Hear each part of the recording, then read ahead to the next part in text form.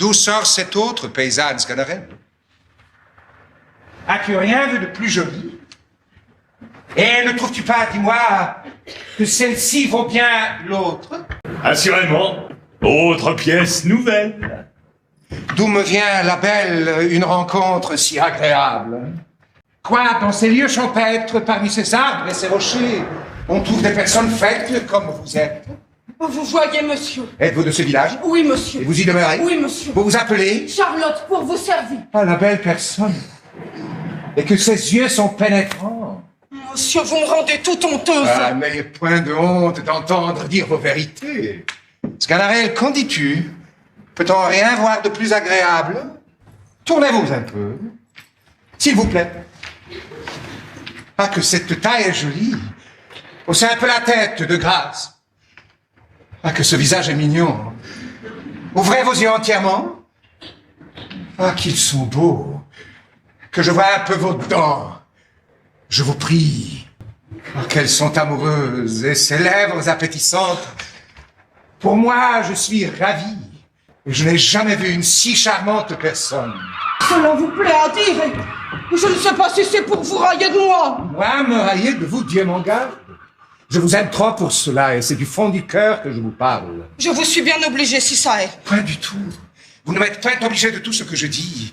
Et ce n'est qu'à votre beauté que vous en êtes redevable. Monsieur, tout ça est trop bien dit pour moi et je n'ai pas d'esprit pour vous répondre. Regarde un peu ses mains. Fille, monsieur, elles sont noires comme je ne sais quoi. Ah, que dites-vous là? Elles sont les plus belles du monde. Souffrez que je les baise, je vous prie. Monsieur, c'est trop d'honneur que vous me faites. Et si j'avais su ça tantôt, j'aurais pas manqué de les laver avec du son. Et dites-moi un peu, belle Charlotte, vous n'êtes pas mariée sans doute? Non, monsieur. Mais je dois bientôt l'être avec Poirot, le fils de la voisine Simonette. Quoi? Une personne comme vous serait la femme d'un simple paysan? Non. Non. C'est profaner tant de beauté. Et vous n'êtes pas né pour demeurer dans un village. Vous méritez sans doute une meilleure fortune. Et le ciel, qui le connaît bien, m'a conduite ici tout exprès pour empêcher ce mariage et rendre justice à vos charmes. Car enfin, belle Charlotte, je vous aime de tout mon cœur. Et il ne tiendra qu'à vous que je vous arrache de ce misérable lieu et ne vous mette dans l'état où vous méritez d'être. Cet amour est bien prompt, sans doute, mais quoi? C'est en effet, Charlotte, de votre grande beauté. Et on vous aime autant en un quart d'heure qu'on ferait une autre en 6 mois. Aussi vrai, monsieur. Je ne sais comment faire quand vous parlez. Ce que vous dites me fait aise et j'aurais toutes les envies du monde de vous croire, mais... On m'a toujours dit qu'il ne faut jamais croire les messieurs. Et que vous autres courtisans êtes des enjôleux qui songez qu'à abuser les filles. Je ne suis pas de ces gens-là. Il n'a garde. Voyez-vous, monsieur, il n'y a pas plaisir à se laisser abuser. Je suis une pauvre paysanne, mais j'ai l'honneur en recommandation. Et j'aimerais mieux me voir morte que de me voir déshonorée. Moi, j'aurais l'âme assez méchante pour abuser une personne comme vous. Je serais assez lâche pour vous déshonorer. Non. Non. J'ai trop de conscience pour cela. Je vous aime, Charlotte, en tout bien et en tout honneur. Et pour vous montrer que je vous dis vrai, sachez que je n'ai point d'autre dessein que de vous épouser. En voulez-vous un plus grand témoignage? M'y voilà prêt quand vous voudrez. Et je prends à témoin l'homme que voilà de la parole que je vous donne. Non, non, ne craignez point, il se mariera avec vous tant que vous voudrez. Ah, Charlotte, je vois bien que vous ne me connaissez pas encore. Vous me faites grand tort de juger Doula par les autres. Mais s'il y a des fauves dans le monde, des gens qui ne cherchent qu'à abuser des filles, vous devez me tirer du nombre et ne pas mettre en doute la sincérité de ma foi. Et puis, votre beauté vous assure de tout. Quand on est faite comme vous, on doit être à couvert de toutes ces sortes de craintes. Vous n'avez point l'air, croyez-moi, d'une personne qu'on abuse. Et pour moi, je l'avoue, je me percerais le cœur de 1000 coups si j'avais eu la moindre pensée de vous trahir. Mon Dieu, je ne sais si vous dites vrai ou non, mais vous faites que l'on vous croit. Lorsque vous me croirez, vous me rendrez justice, assurément. Et je vous réitère encore la promesse que je vous ai faite. Ne l'acceptez-vous pas? Et ne voulez-vous pas consentir à être ma femme? Oui, pourvu que ma tante le veuille. Touchez donc là, belle Charlotte. puisque vous le voulez bien de votre part. Mais au moins, monsieur, ne m'allez pas tromper, je vous prie. Il y aurait de la conscience à vous, et vous voyez comme j'y vais à la bonne foi. Comment il semble que vous doutiez encore de ma sincérité. Voulez-vous que je fasse des serments épouvantables que le ciel... Mon Dieu, ne jurez point, je vous crois. Donnez-moi donc un petit baiser pour gage de votre parole. Oh, monsieur, attendez que soyons mariés, je vous prie. Après ça, je vous baiserai tant que vous voudrez. Eh bien, belle Charlotte, je veux tout ce que vous voulez.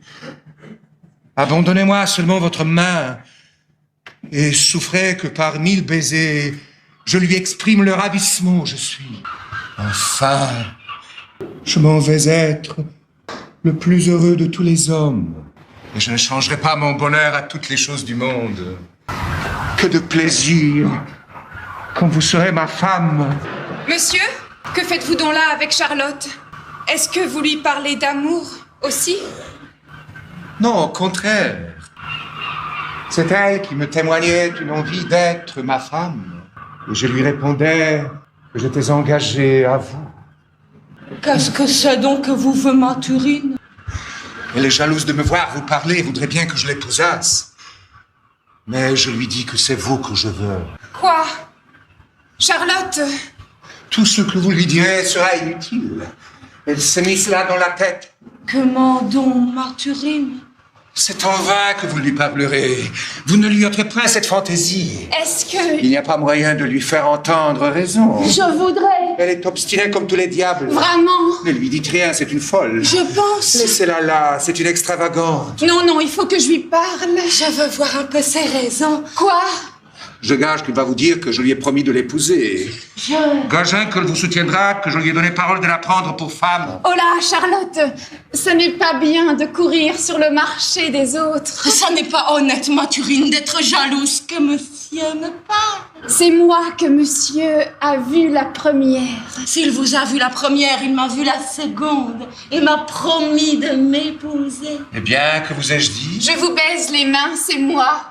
Et non pas vous qui l'a promis d'épouser. N'ai-je pas deviné? À d'autres, je vous prie, c'est moi, vous dites. Vous vous moquez des gens, c'est moi. Encore un coup.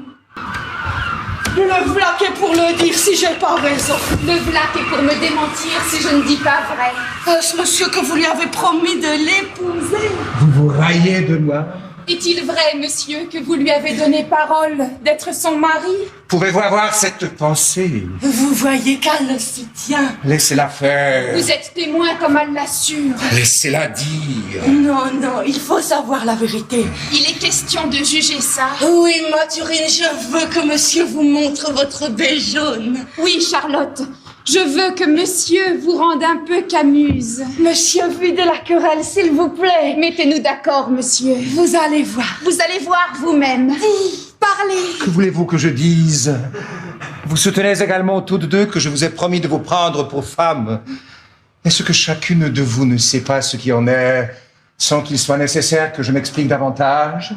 Pourquoi m'obliger là-dessus à des redites? Celle à qui j'ai promis effectivement n'a-t-elle pas en elle-même de quoi se moquer des discours de l'autre? Et doit-elle se mettre en peine pourvu que j'accomplisse ma promesse? Tous les discours n'avancent point les choses. Il faut faire et non pas dire.